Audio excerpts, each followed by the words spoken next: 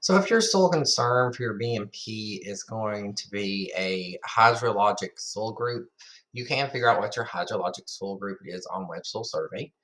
So after you get your area of interest, what you would want to do is go to the soil properties and qualities. And underneath soil properties and qualities, you would go under soil qualities and features. And under that, you can go down to hydrologic soil group. Again, I always like to point out there's a description, so it reminds you what each one of these soil groups represents. Group A's are usually soils that have a high infiltration rate versus Group D soils, which have a very slow infiltration rate. And those get more detailed. You can read that if you want to get more information.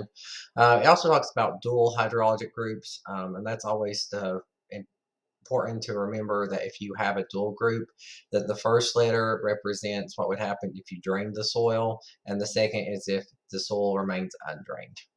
So let's kind of look at what those are for our example area. So if we look at our view rating, we get again different color coding, and what we will see is our rating here and our soil map unit and symbols over here.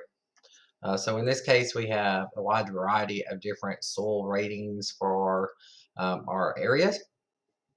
Mostly we have a lot of B areas. We have some BDs. Again, if you see a BD, that means that currently it's undrained, so it's a D soil. But if I drained that, it would become a hydrologic soil group of a B.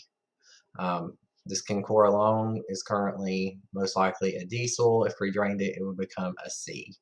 So this can factor into a lot of our different practices are going to be determined by our hydrologic soil groups, and having this information is very key.